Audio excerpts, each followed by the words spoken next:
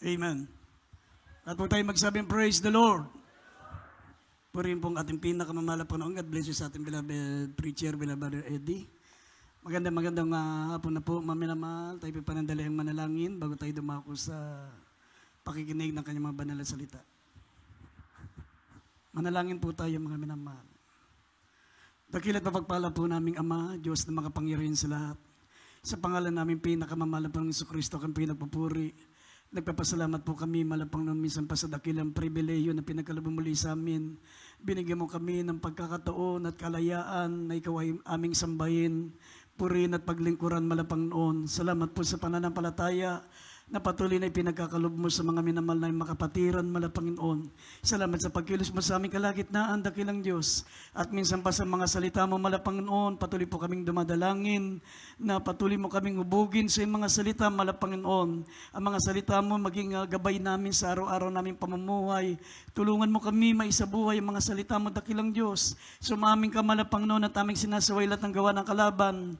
Demons of unbelief and doubts, demons of hindrances. We bind up our darkness in Jesus' name. Amen and amen. Praise the Lord.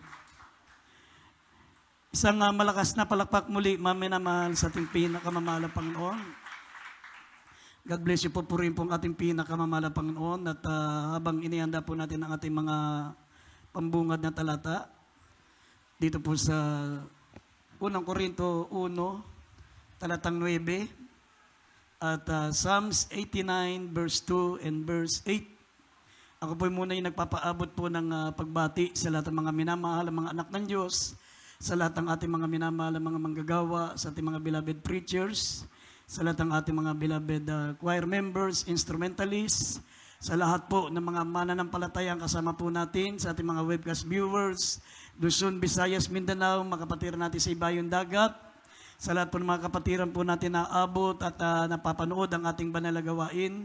At gayon din, nagpapabot po ko ng dobleng paggalang sa ating minamahal at ginagalang na Evangelista Wilde Estrada Almeida, our beloved pastor, the end-time prophet of our loving God, sa lahat ng mga beloved children, the Almeida family, at sa patuloy natin pag-alaala sa mga hindi malilimutang aral ng ating beloved assistant pastor Lina C. Almeida, at higit sa lahat, ang pinakamataas na pagsamba, ang pinakamataas na pagpupuri, pagluwalhati ay para sa ating pinakamamahal na Panginoong Jesucristo.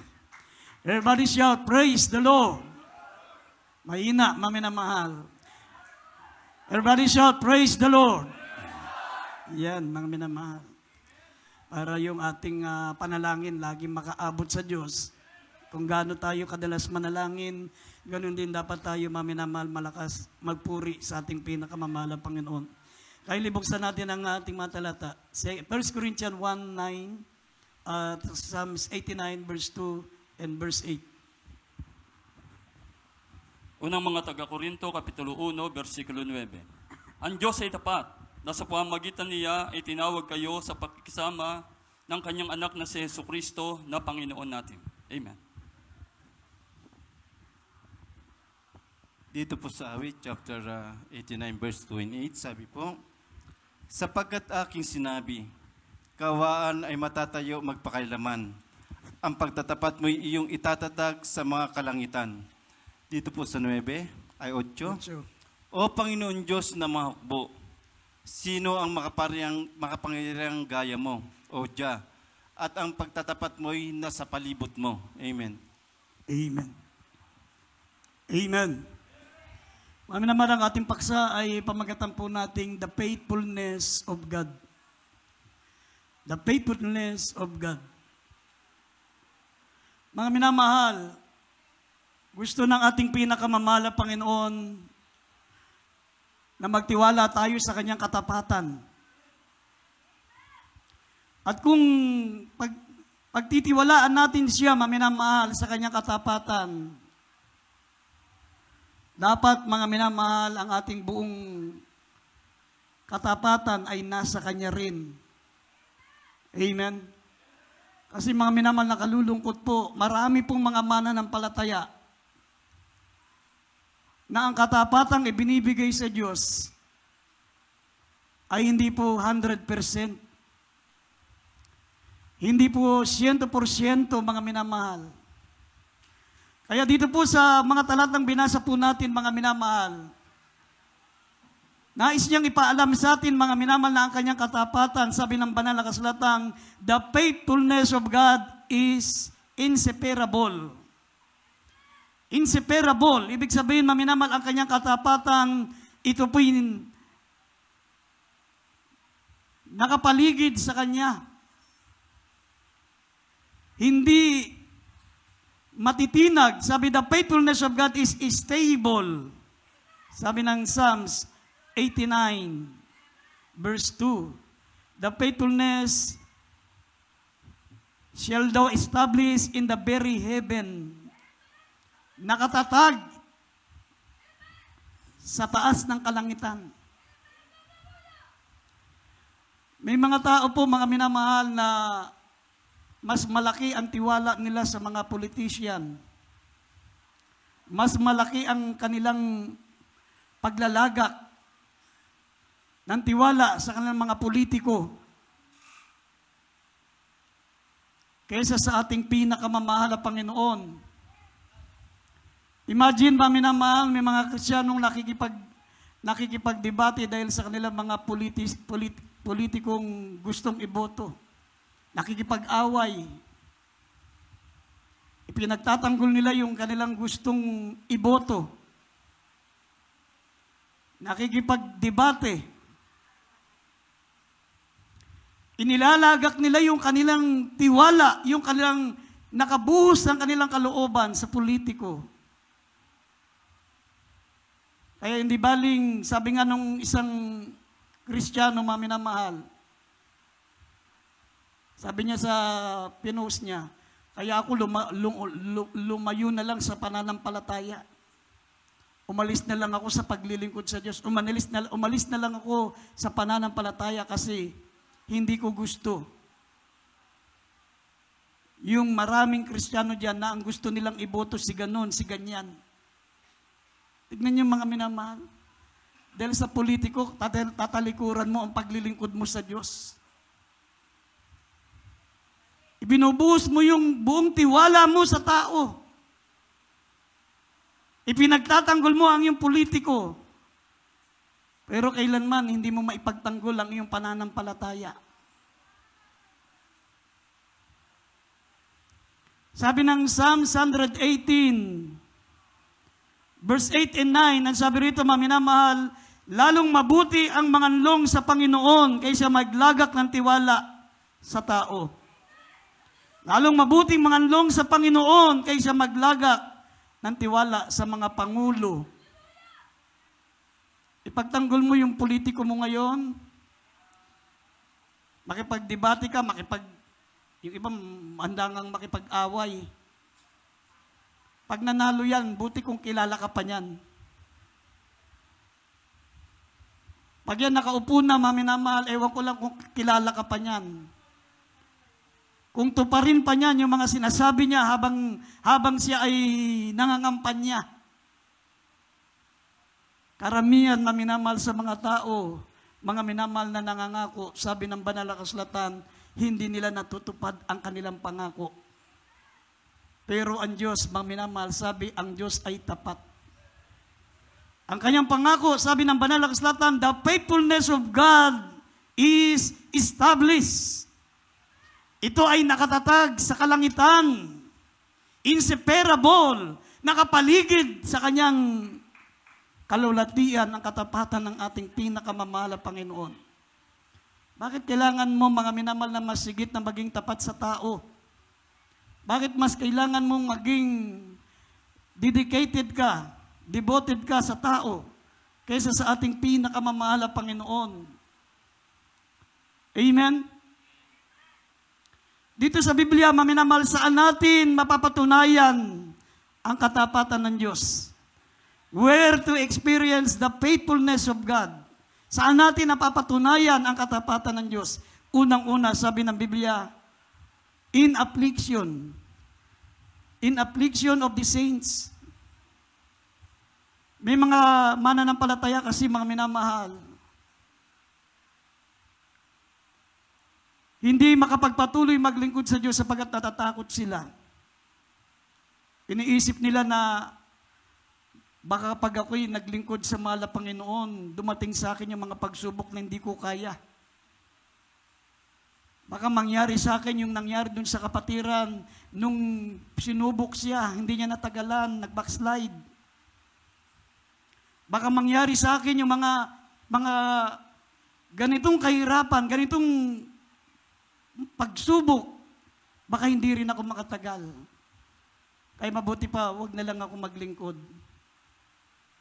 Inuunahan na nila ang Diyos.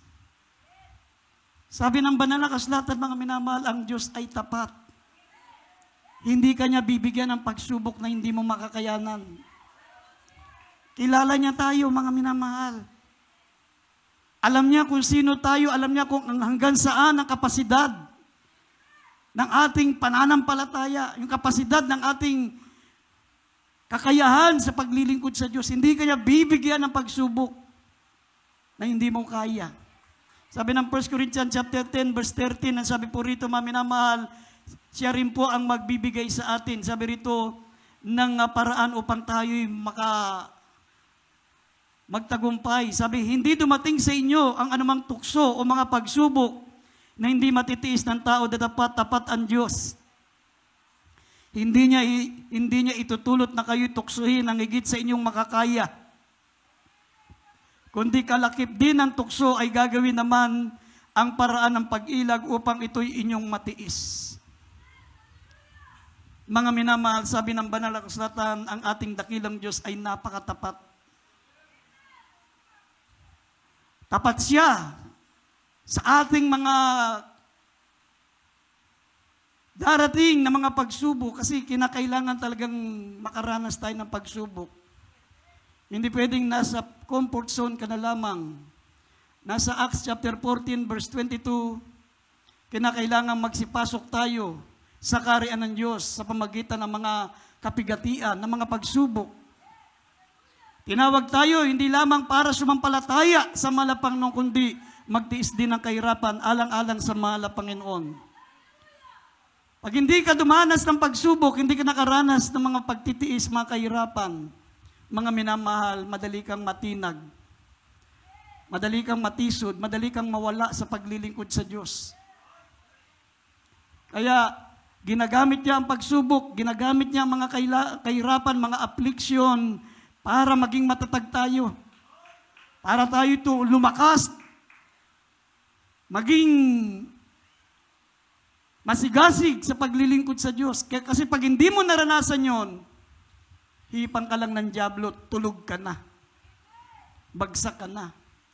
Pero wag kang mangamba, sabi ng banal na kasulatan, hindi ka niya bibigyan ng pagsubok na hindi niya kaya, na hindi mo kaya.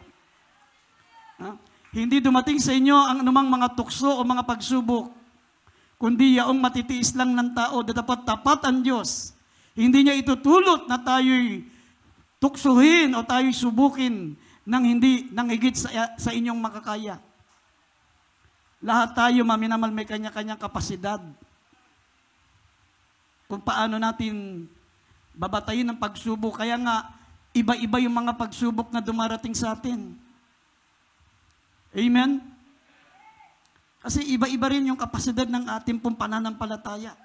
Tignan nyo kay Job, maminamahal, wala nang pinakamabigat na pagsubok na dumating. Maminamahal, kundi yung pagsubok na nangyari kay Job.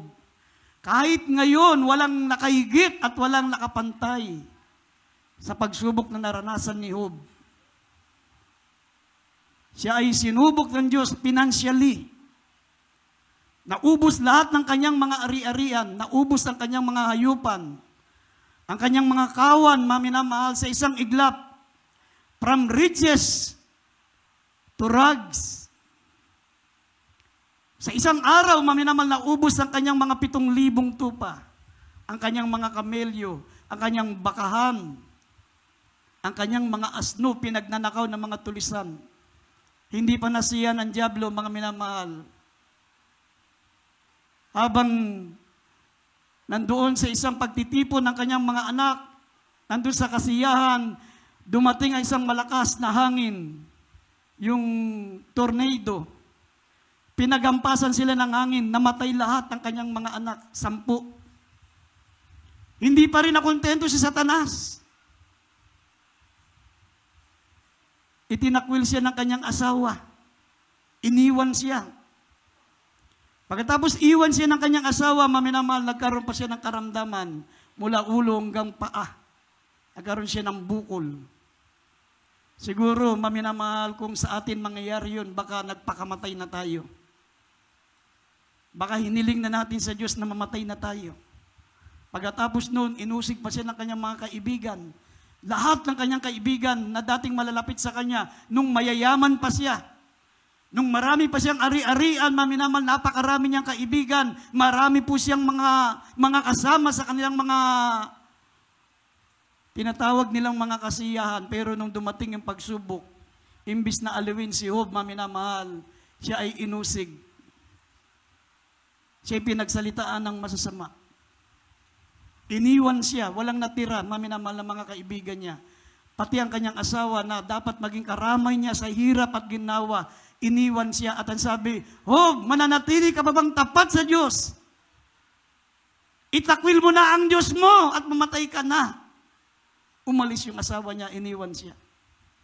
Bakit ganon ang pagsubok na ipinalasap ng Diyos, maminamal kay Job? Kasi alam ng malapanon, kaya niya yan. Amen? Alam ng Diyos na kaya niya kasi ang Malapanginoon, 10 years from now, 20 years from now, alam niya na. Hindi katulad natin. Iisip pa lang natin. Ang alam pa lang natin, maminamal, yung kasalukuyan lang. Ang Malapanginoon, iniisip pa lang natin, alam niya na. Kahit si Job, hindi niya alam, maminamal, na makakayanan niya yung pagsubok na yun. Amen? Kaya nanalangin siya sa Job 13:15, ang sabi niya, Panginoon, kahit ako'y patayin mo, ako'y mananatiling tapat sa iyo at aalalayan ko ang aking mga lakad. Nanalangin pa siya, maminamal, na kahit ako'y patayin mo, mananatili akong tapat sa iyo. Mananatiling aalalayan ko ang aking matuwid na lakad sa harapan mo. Amen? Kahit si Job, hindi niya alam, mga minamal, na makakayanan niya yung pagtitiis na yun. Matitiis niya lahat ng mga pagsubok na yun. Totoo, sabi ng Biblia, maminamal, ang Diyos ay tapat. Hindi niya hayaan na bigyan ka ng pagsubok na hindi mo makakayanan.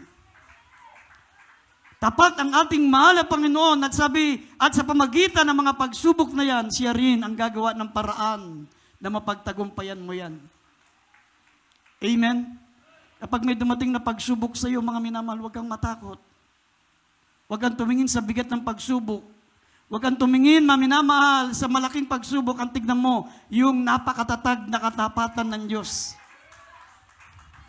Ang katapatan ng Diyos, sabi ng Biblia, ito po'y stable, established from heaven.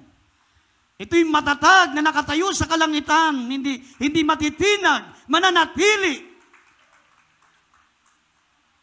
Napakatapat niya, mga minamahal. Amen? Nung nangyari kay Joseph, maminamahal kay Joseph, 24 years naranas niyang pagsubok, matinding pagsubok. Pinagbilis siya ng kanyang mga kapatid. Nung pinagbilis siya, maminamahal, naging alipin siya doon kay Potiphar.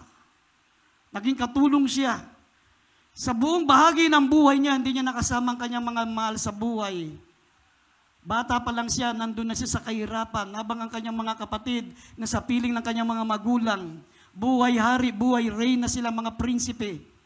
Kasi sila'y kabilang sa 12 tribes of Israel, habang ang kanyang mga kapatid ay namumuhay na parang prinsipe. Sunod ang layaw, nakakakain na masarap. Si Jose, maminamal, nandun, inaalipin, pinahihirapan, hindi ka papakainin kapag hindi siya nagtrabaho.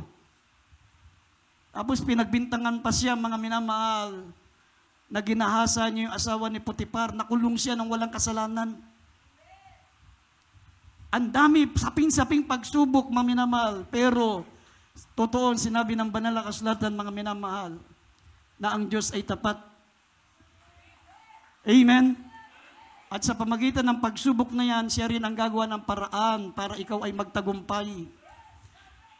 Pag may dumating na pagsubok sa iyo, mga minamahal, merong nakalaan kagad ang Diyos para ikaw ay magtagumpay. Sabi nga, everything is under control. Huwag kang matakot. Hindi katulad ng sanlibutan, hindi nila alam kung ano ang mga kahirapan na darating sa kanila. Walang gumagabay, walang tumutulong, walang Diyos na pwedeng umalalay sa kanila. Pero tayo, mga minamahal, dumating man ang pagsubok sa atin, merong paraan ng Diyos para ito'y mapagtagumpayan naman natin. Kaya panghawakan natin ang katapatan ng Diyos. Sabi rito sa James chapter 5, verse 10 up to 11, una nating halimbawa ang mga unang mga propeta. Sabi rito sa James, basahin natin James 5, 10 hanggang 11.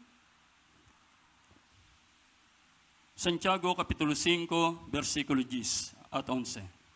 Kunan ninyong halimbawa ng pagbabata at ng pagtitiis, mga kapatid, ang mga propeta na nagsipagsalita sa pangalan ng Panginoon. 11.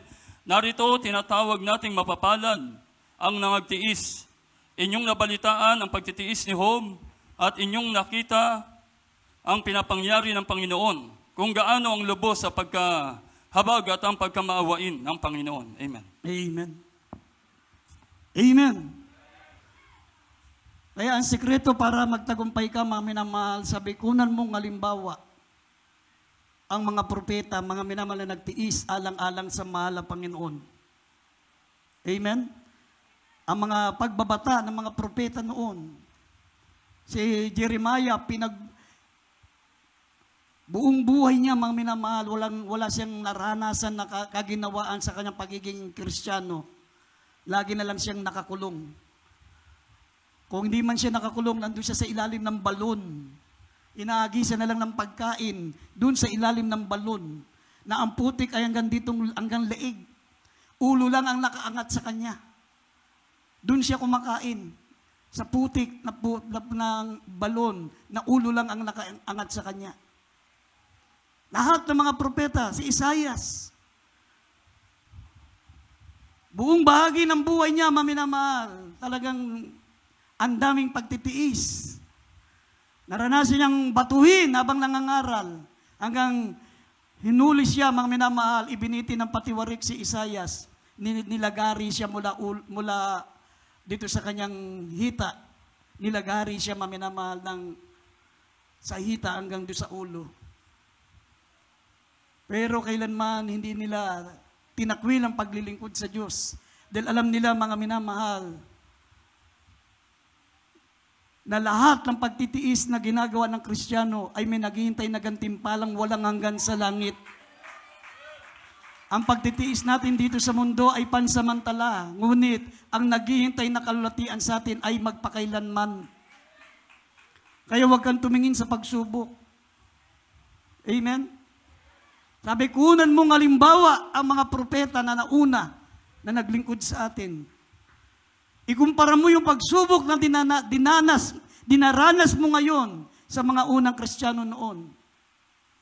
Makita mo, wala pa sa kalingkingan.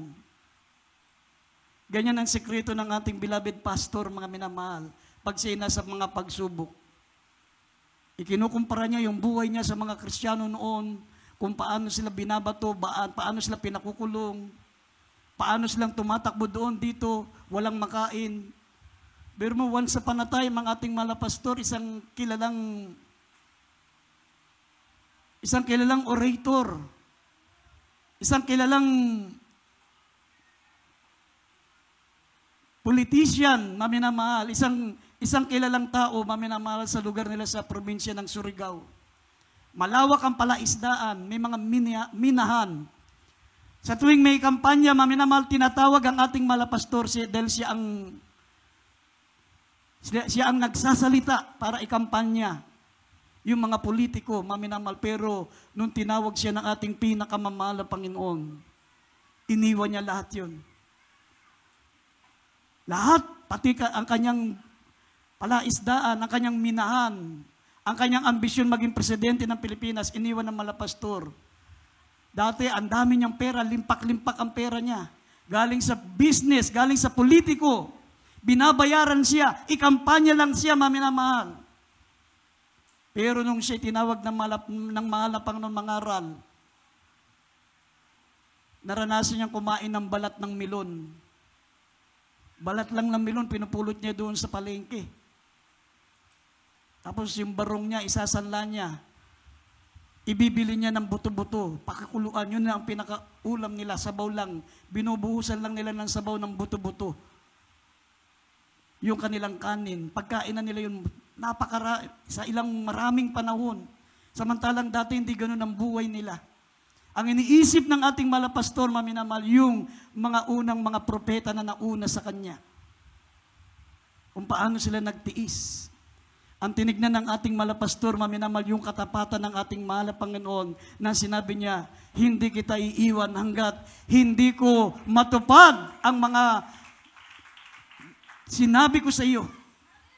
Hindi kita iiwan hanggang hindi matupad ang mga bagay na sinabi ko sa iyo na ikaw ay pagpapalain. Amen. Dati kailangan pang magbenta ng mga bote ng patis, bote ng soft drinks. Ating beloved pastor, maminamal para makadalo sa gawain. Para may pamasahe sila. Mag-anak. Ngayon, lahat sila, mga minamal, may mga sasakyan na dahil pinangako ng ating pinakamamahal na Panginoon. Amen? Kaya sabi ng banal na kasulatan, panghawakan mo yung pangako ng ating pinakamamahal na Panginoon. Maging tapat ka lang sa Kanya. Panghawakan mo na ang Diyos ay tapat sa Kanyang pangako. In affliction, sabi kahit sa mga pagsubok, kahit sa mga kadalamatian, tapat siya. Hindi mo kinakailangang umurong, hindi mo kinakailangan tumalikod, hindi mo kinakailangang mag-backslide sa paglilingkod sa Diyos dahil sa hirap. Ang tignan mo, maminamahal, ang katapatan ng Diyos. Meron siyang nakalaan, mga minamahal na paraan para magtagumpay ka. Amen? At ang sabi rito, ang Diyos ay tapat to keeping His covenant.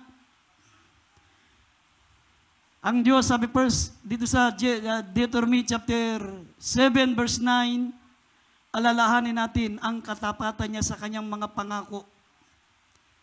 Sa kanyang covenant. Sabi, maminamahal sa Biblia, sa Deuteronomy chapter 7 verse 9, talastas mo nga na ang Panginoon yung Diyos ay tapat na Diyos na nag-iingat ng tipan at nagagawad ng kagandahang loob sa mga umiibig sa Kanya at tumutupad sa Kanyang mga utos hanggang sa 1,000 saling lahi. Hanggang sa 1,000 saling lahi. Imagine, maminamal, 1,000 generation. Tapos na ang mundo, hindi pa tapos yung katapatan ng mahal na Panginoon, 1,000 generation. Amen? Siguro kung mula sa henerasyon ni Abraham hanggang sa henerasyon natin, baka nasa 77 generation pa lang tayo. Pero sabi, ang katapatan ng Diyos, maminamahal, ay hanggang 1,000 saling lahi. Ha? 1,000 saling lahi from generation to generation. Amen? Na siya, sabi, na ang Panginoon ay nag-iingat at nagagawad ng kanyang kagandang loob sa mga umiibig sa Kanya at tumutupad ng Kanyang mga utos hanggang sa 1,000 saling lahi. Nag-iingat ng Kanyang tipan. Ang Diyos natin ay tapat. Tapat siya, maminamal sa Kanyang covenant. Ibig sabihin ng covenant, yung tipan. Once na naging mananampalataya ka, maminamahal, once na tanggapin mo ang ating mahal na Panginoon bilang sariling tagapagligtas, ang Diyos ay nakikipagtipan sa iyo. Amen? At ikaw ay nakikipagtipan sa Diyos. Sabi, kung ikaw ay hindi tapat, siya'y nananatiling tapat. Amen? Nung baguhan ka, tumanggap ka sa mahal na Panginoon bilang sariling tagapagligtas, nakipagtipan ka na sa Kanya. Nangako ka na maglilingkod ka habang ikaw ay nabubuhay. Nangako ka na ikaw ay magiging tapat hanggang sa pagbabalik ng ating mahal na Panginoon. Pero maraming mga tumanggap sa unahan na ngayon wala na. Amen? Pero ang Diyos na nakipagtipan sa kanila, nananatiling tapat. Amen?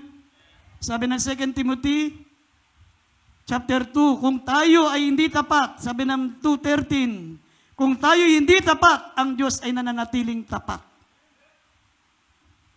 Ano ang covenant ng Diyos, maminamahal, mula nung tinanggap mo siya bilang sariling tagapagligtas? Pagpapalain ka niya. Amen? Ang covenant ng Diyos, maminamahal, hindi ka magiging buntot, kundi kayo magiging ulo, magiging nasa ibabaw ka, hindi ka mapapasailalim.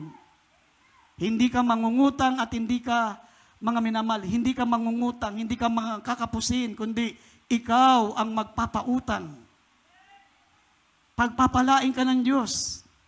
Ngunit, sabi ng Biblia, kung susundin mo ang kanyang mga utos, ang kanyang mga palatuntunan, yung kanyang tipan.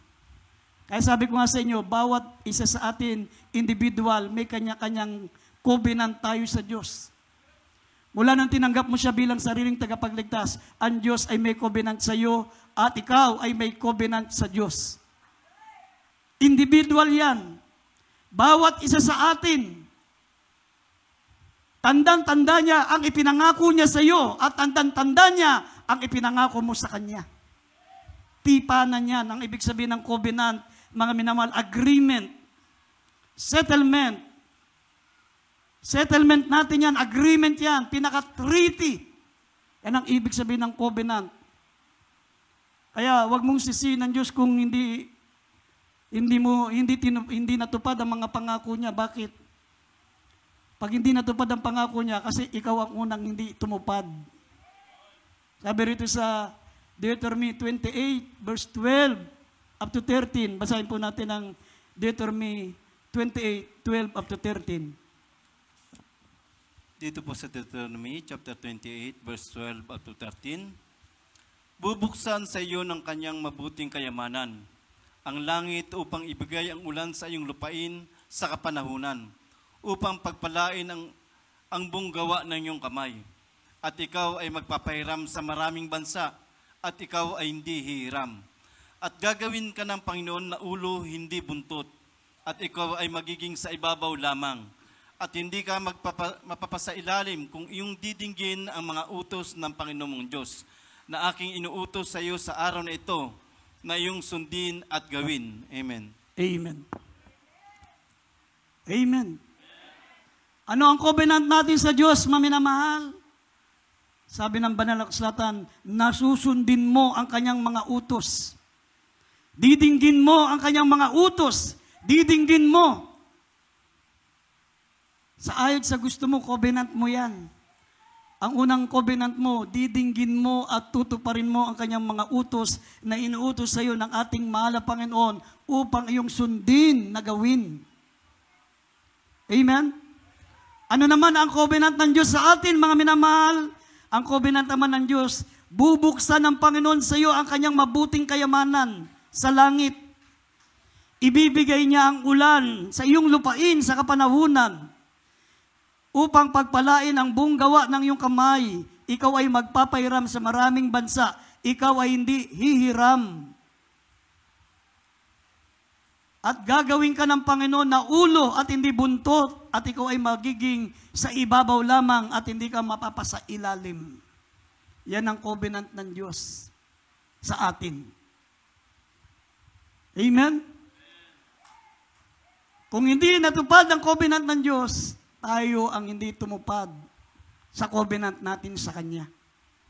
Kasi yun lang pagdinig, parang napakabigat sa Kristiyano yung pagdinig eh. Pag nandyan na yung pakikinig ng salita ng Diyos, marami dyan parang pinapaso. Aalis na ako, ito na naman yung salita ng Diyos. Baka tamaan na naman ako, makaalis na.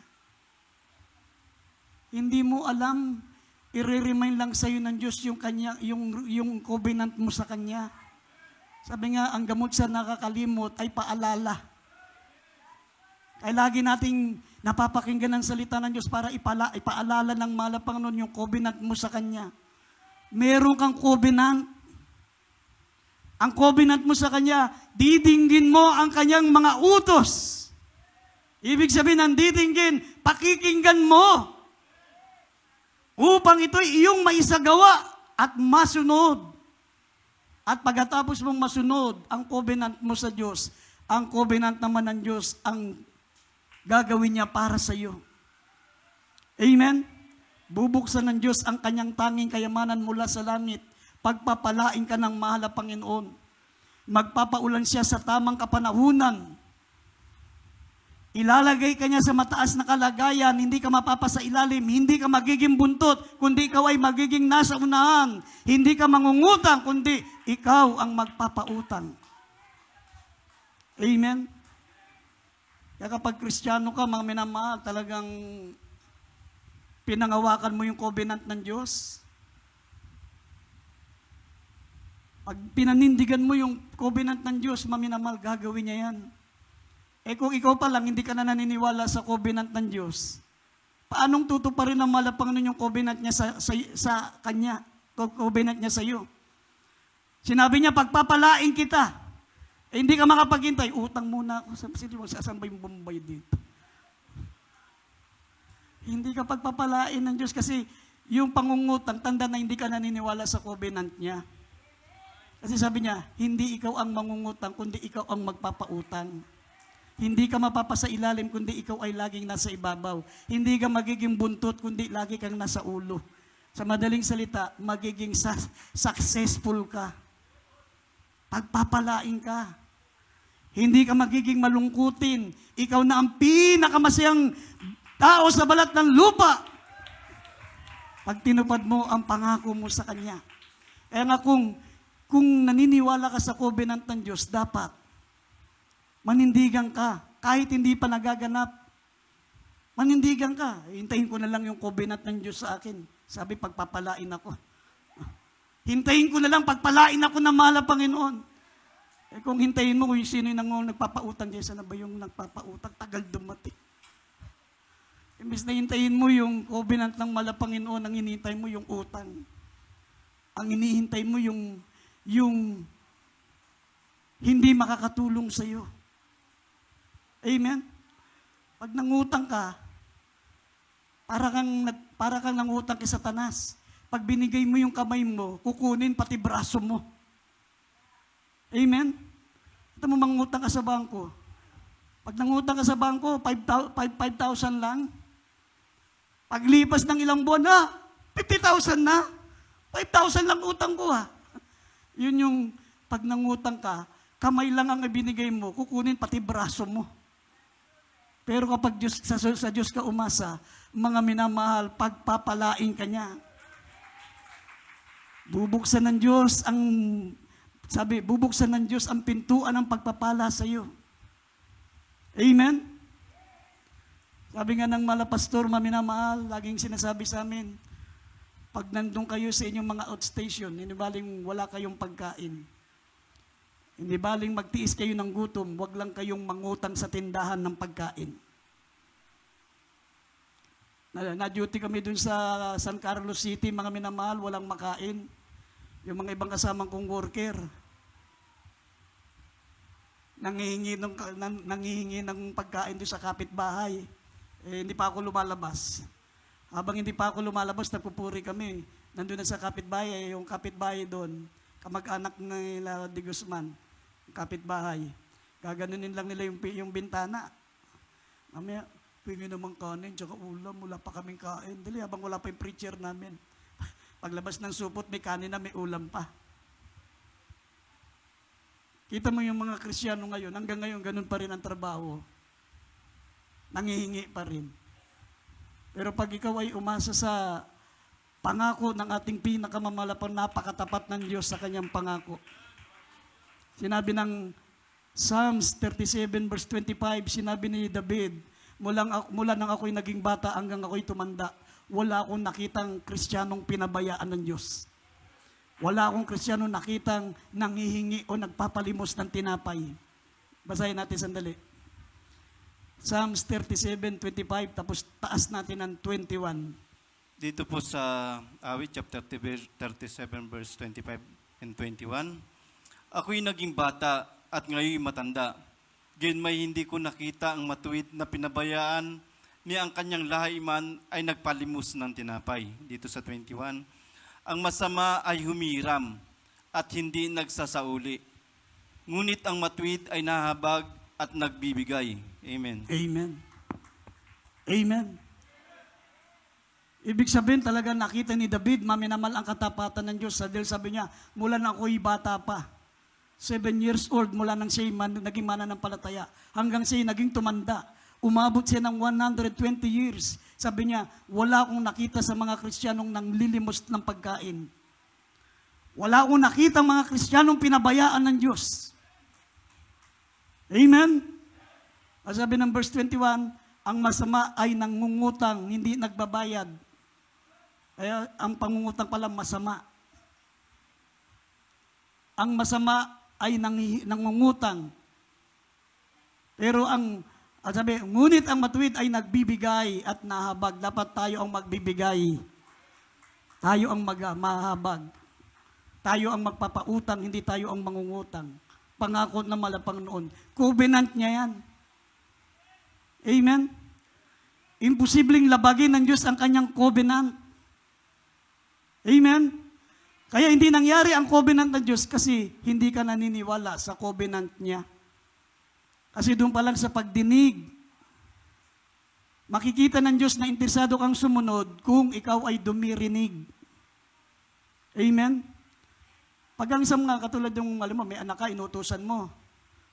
Inuutusan mo pa lang, ayaw nang pakinggan yung inuutos mo, hindi susunod yan. Sigurado hindi susunod yan. Kasi yun lang, pakinggan yung inuutos mo, ayaw nang pakinggan eh. Ganon ang Kristiyano. Kapag walang interes makinig, hindi interesadong sumunod. At kapag hindi ka interesadong makinig ng salita ng Diyos, hindi ka rin naniniwala sa covenant ng Diyos. Amen? Kasi hindi mo wala kang desire na sundin din ang covenant mo sa Diyos. Kaya nga sabi ko sa inyo, mula nung tayo naging Kristiyano, bawat isa sa atin, may kanya-kanya tayong covenant. Amen? Individual yan, bawat isa sa atin. Individual. Ikaw at ang Diyos, ako at ang Diyos, kayo at ang Diyos. Bawat isa sa atin at ang Diyos. May covenant tayo. Kaya magtataka tayo, bakit yung ibang Kristiyano, ba't pinagpala ng Diyos? Unfair. Ang Diyos, ang iba pinagpala ng Diyos. Bakit may mga kapatiran dati na namumulot lang ng basura? Kumakain lang ng pagkain ng pagpag, yung napupulot lang sa basura, tapos niluluto ulit. Pero ngayon mayayaman na. Pabalik-balik na sa ibang bansa, may mga apartment ng inuupahan, nagbibilang na ng sasakyan, dati lang mga basurero. Bakit hanggang ngayon ako, malapit na ako maging basurero? Bakit? Kasi nga, ang covenant natin sa Diyos, individual. May covenant ka sa Diyos at bawat isa sa atin, ako may covenant sa Diyos, bawat isa sa atin, may kanya-kanyang covenant sa Diyos. Tutuparin ng Diyos ang covenant niya kailanman, sabi ng Biblia, ang Panginoon ay tapat sa kanyang mga palatuntunan, sa kanyang mga tuntunin, hanggang sa 1,000 saling lahi. Amen? 1,000 saling lahi. Matatapos na ang mundo, hindi pa matatapos ang katapatan ng Diyos. Amen? Kasi 1,000 saling lahi, from generation to generation, 1,000 generation ang katapatan ng ating pinakamamahal na Panginoon. Amen? At sabi rito sa 1 Kings chapter 8, verse 56, sabi ni Solomon, maminamahal, walang nagkulang sa lahat ng ipinangako ng ating mahal na Panginoon. 1 Kings 8:56, basahin natin. Unang Hari, Kapitulo 8, versikulo 56. Purihin ang Panginoon na nagbibigay kapahingahan sa kanyang bayang Israel. Ayon sa lahat ng kanyang ipinangako, walang nagkulang na isang salita sa lahat niyang mabuting pangako na kanyang ipinangako sa pamamagitan ni Moises na kanyang lingkod. Amen. Amen. Mismong si Haring Solomon nagpapatotoo, mga minamahal, na walang nagkulang ni isa sa isang salita sa lahat ng kanyang mabuting covenant sa atin na kanyang ipinangako sa pamagitan ni Moses na kanyang lingkod. Kung makita nyo kung gaano karami ang pangako ng Diyos, almost 10,000 promises sa Bible. 10,000 promises. Yan ay para sa atin. Napakaraming nakatakdang pangako. Ang mahal pang nakatakdang pagpapala tayo. 10,000 promises. Pero sabi ni Solomon, purihin ang Panginoon nagbigay ng kanyang kapahingahan sa kanyang bayang Israel. Ayon sa lahat ng kanyang ipinangako at walang nagkulang na isang salita sa lahat niyang mabuting pangako na kanyang ipinangako sa pamagitan ni Moses na kanyang lingkod. Sa 10,000 promises, ni isa raw walang nagkulang. Napakatalino talaga ni Haring Solomon. Talagang nakasulat sa kanya lahat ng pangako ng Diyos, specific. 10,000 promises. Kaya nakita niya, walang nagkulang sa pangako ng Diyos kahit isa. Ibig sabihin, totoo talaga ang pangako ng katapatan ng ating pinakamamahal na Panginoon. Amen? Sabi rito sa Hebrews chapter 10 verse 23, basahin po natin ang huling talata.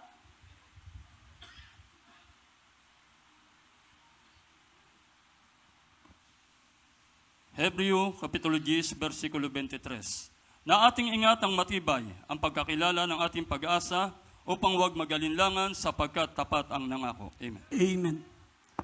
Ating ingatang matibay ang pagkilala ng ating pag-asa upang huwag tayong mag-alinlangan. Huwag tayong mag-alinlangan, mga minamahal. Ingatang matibay ang pagkakilala ng ating pag-asa upang huwag tayong mag-alinlangan sapagkat tapat ang nangako. Amen. Kung ang mga politiko nangangako sila, pagkatapos ng eleksyon, yung pangako hanggang ngayon nakapako pa rin. Puro pangako, puro pangako. Palalagyan ko ng tulay ang inyong mga kalsada. Bet wala naman kaming ilog Bet lalagyan mo ng tulay. Bibigyan ko kayo ng ilog. Kung anong-anong mga pangako. Pero pag nakaupo na yan, wala na. Pero ano yung mga kapatiran? Nakikipag-away dahil sa politiko. Nakikipagdebate dahil sa politiko, pero sa Diyos hindi man lang nila may pagtanggol yung kanilang pananampalataya. Nakakahiya sa Diyos. Sabi, mas maigi ang manganlong sa ating dakilang Diyos kesa magtiwala, maglagak ng tiwala sa mga presidente. Amen? Sabi ng Banal na Kasulatan, ang Diyos natin ay tapat. Maging tapat lang tayo, mga minamahal, tandaan po natin, kailanman, mga minamahal, ang Diyos natin hindi bumibigo sa kanyang mga pangako. Sinabi niya ang kanyang kauli-uli ang pangako, mga minamahal, John 14 verse 1 up to 3, sabi niya, huwag maglimianan ang inyong mga puso. Kung kayo'y sumasampalataya sa Diyos, sumampalataya kayo sa akin. Sa bahay ng aking ama ay maraming mga mansyon. Ako'y pupunta doon upang ipaganda ko ang inyong mga malalaking tahanan. At kapag ito'y naihanda na, ako'y muling paparito upang kung saan ako naroon, kayong lahat ay doroon. Yan ang pangakong pinangahawakan natin ngayon, mga minamahal. Kung tinupad ng Diyos lahat ng kanyang mga pangako, walang nagkulang sa lahat ng kanyang pangako, lalong tutuparin niya ang mga pangako na hindi pa nagaganap sa panahon natin ngayon, ang kanyang pagparito at ang pagtira natin sa langit. Amen. Everybody shout, praise the Lord. Ay po tumayo, maminamahal, umawit tayo ng awiting, what a faithful God. Meron tayong tapat na Diyos, maminamahal. Meron tayong dapat paglagakan ng tiwala, hindi ang tao. Huwag mong ipaglaban ang politiko, huwag mong ipaglaban ang tao. Pag yan nakaupo na, hindi ka nakilala niyan. Pero ang ating Malapanginoon kailanman, hindi ka niya iiwan, hindi ka niya pababayaan hanggang matapos ang sanlibutan. Hallelujah! Magpuri po tayo, mga minamahal. Awitin po natin ang awiting, what a faithful God.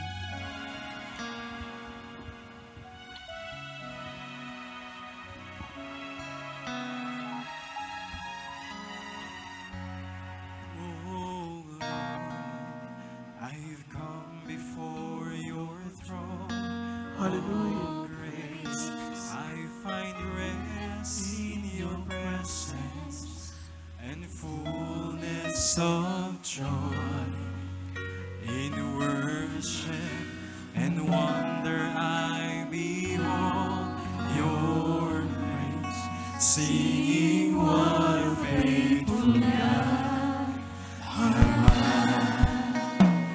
What a faithful God. Umawit po tayo mga minamahal. Napakatapat ng Diyos na ating pinaglalagakan ng ating pag-asa. What a faithful God. You are faithful in every way.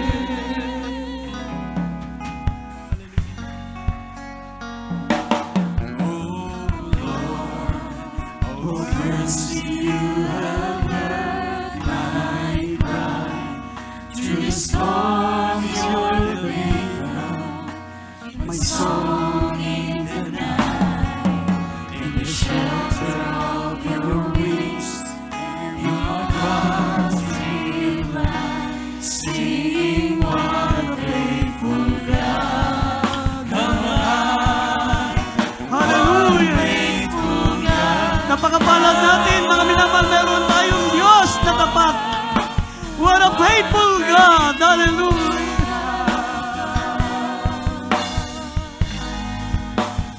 What a faithful God am I. You are faithful in every way. What a faithful God am I. Umawit tayo mga minamahal. Awitan natin ang katapatan ng ating mahal na Panginoon. Hallelujah! Hallelujah! Napakapalad namin. Napakapalad namin, mahal na Panginoon. Ikaw ang aming Diyos.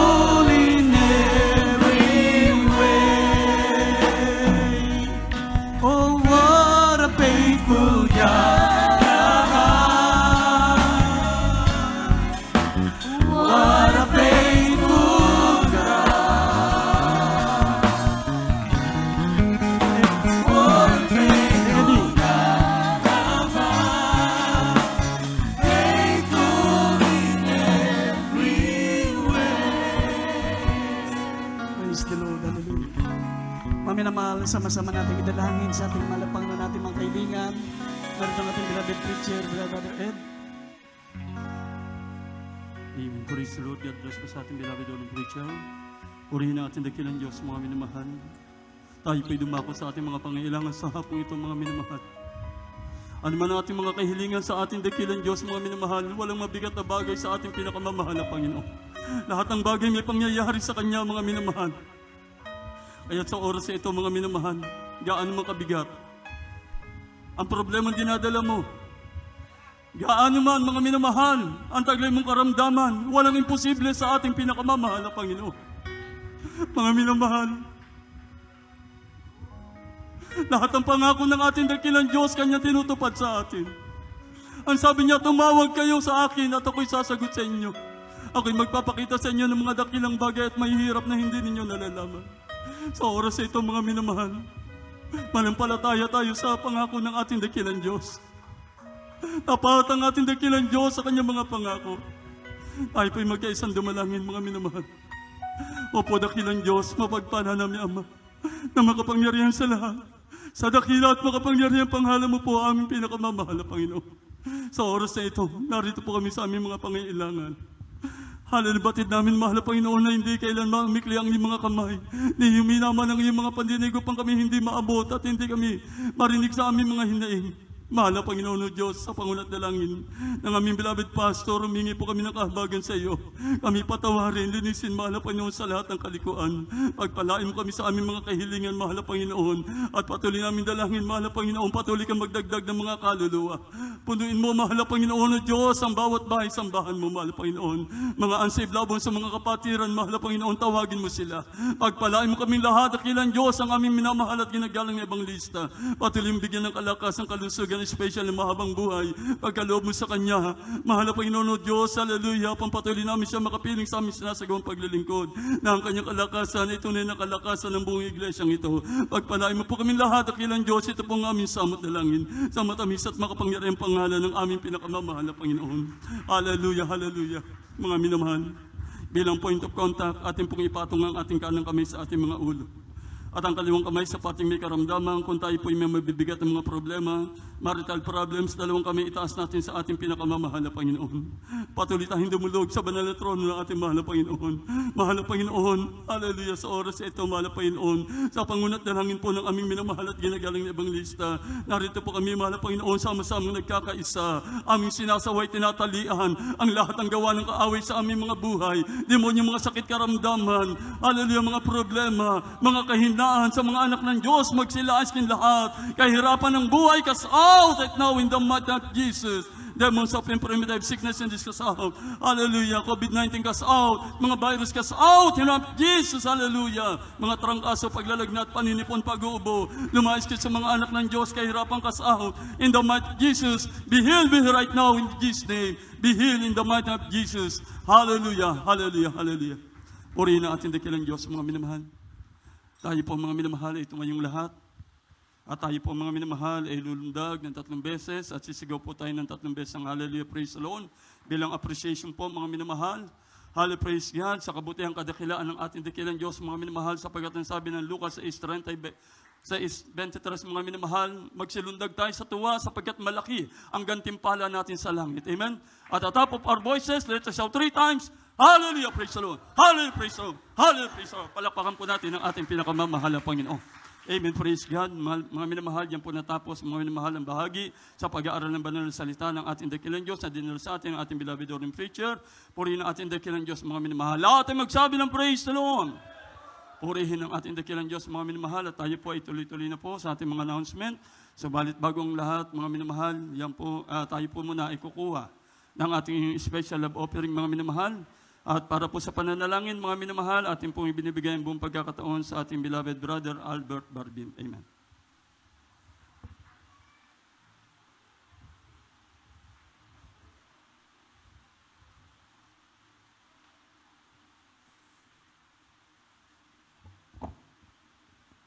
Maraming salamat po, Preacher Eddie Jimenez. Manalangin po tayo, mga minamahal. Opo, dakilang Diyos na makapangalan sa lahat, sa matamis at makapangalan po mula po Jesus, minsan pa, mahal na Panginoon. Andito po kami sa bahagi ng pagbibigay ng special love offering, mahal na Panginoon. Hallelujah. Pagpalain niyo po, mahal na Panginoon, ang matatapat mong mga anak na matatapat sa kanilang pagbibigay, mahal na Panginoon. Ibalik niyo po sa kanila, mahal na Panginoon, ang makalibong beses, ang kanilang pagpala na yan, mahal na Panginoon.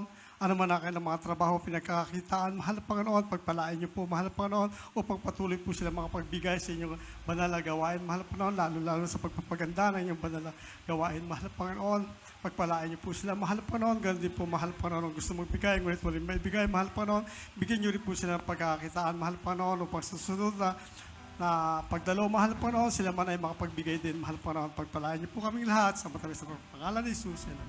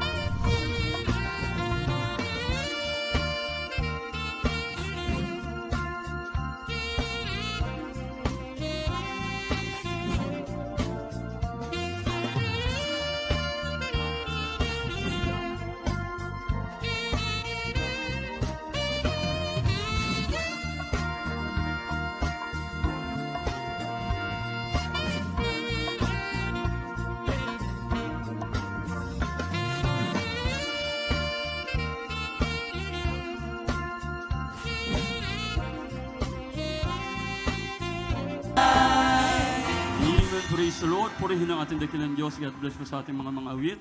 At patuloy kayong pagpalain sa lahat ng sumusuporta sa ating banal na gawain ng Diyos po ang magpala sa inyong lahat, mga minamahal. Amen. Praise God. At meron tayong birthday greetings sa mga minamahal. Ating beloved sister, Julie Rico, mga minamahal, na kasalukuyan po siyang nanonood ng ating live streaming sa araw na ito. Palakpakan natin ang ating dakilang Diyos. Happy birthday po, beloved sister Julie Rico. Pagpalain ka po ng ating dakilang Diyos. Ang pagbati ay mula sa ating, lahat ng ating mga manggagawa at sa lahat ng ating mga kapatiran dito po sa dako ng Olongapo. Amen? Praise the Lord. Purihin ang ating pinakamamahal na Panginoon. At tayo po mga minamahal ay dadako na sa ating mga announcement, mga minamahal. Sa lahat ng ating mga baguhan, patuloy po ang pagsasagawa ng ating banal na gawain sa dakong ito ng Ama po lang, mga minamahal. 3 araw na gawain sa ating dakilang Diyos. Hallelujah, praise God. Every Sunday, mga minamahal, ating general service, tayo po ay nagsisimula ng alas 9 ng gabi at natatapos tayo ng alas 2 ng hapon.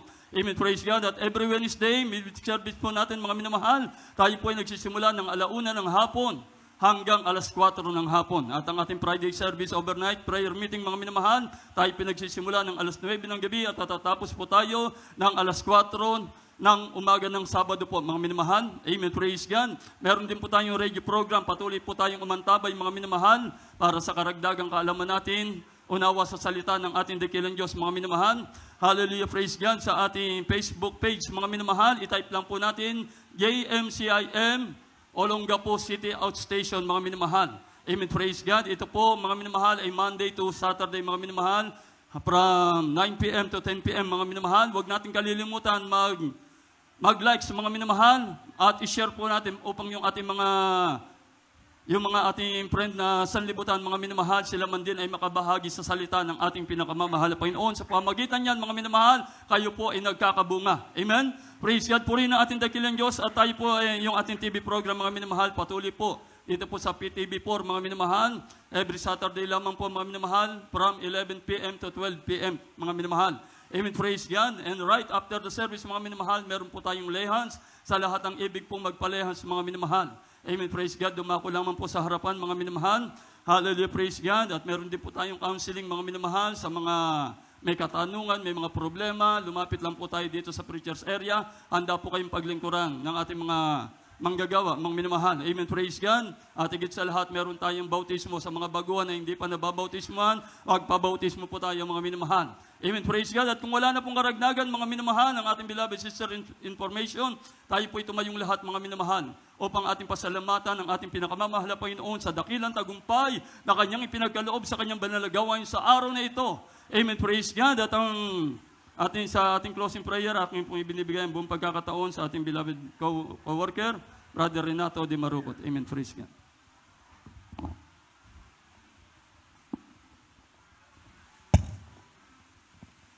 Amen. Praise the Lord. God bless you, beloved Preacher Padre Jimenez. Tayo mo na mahal, magpasalamat sa ng Diyos. O patigil ng Diyos, mapagmaraming Ama, Diyos na makapagin sa lahat, sa matamis na makapagin pasos, malapunon, patuloy po yung nakpupuri. Salamat sa iyo, malasaluya, sa natapos namin, sa nagaway mo, malapunon, magmula sa pag-MC, mga joyful song, solemn song, sa mga buhay na patuloy mo kapatir, magsilbi kardagan, na yung palabat kaya, mag-isang mga awitin, beloved children's choir, adult choir, maging youth choir, finance choir, malapunon. Maraming salamat po, malasaluya, sa pagkilos sa aming kaligitnaan, malapunon, hallelujah. Maraming salamat din po, malapunon, hallelujah, sa daw kong pagbibigay. Ito po yung susi ng pagpapala sa bawat sa manak mo, malapunon. Maraming salamat po, malapunon, hallelujah. Lalo tigit sa lahat, malapunon, yung banal salta, dinala yung mga aral, malapunon, hallelujah. Ito po kami pinakapagkain ng magugutoy mga kaluwang, malapunon.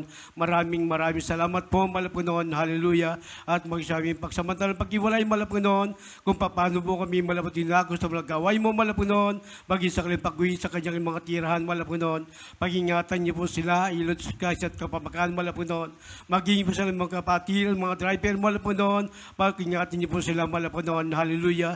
Maraming salamat po, malapunon. Ito po sa matalangin, sa matamis na makapangyarihan in Jesus' name.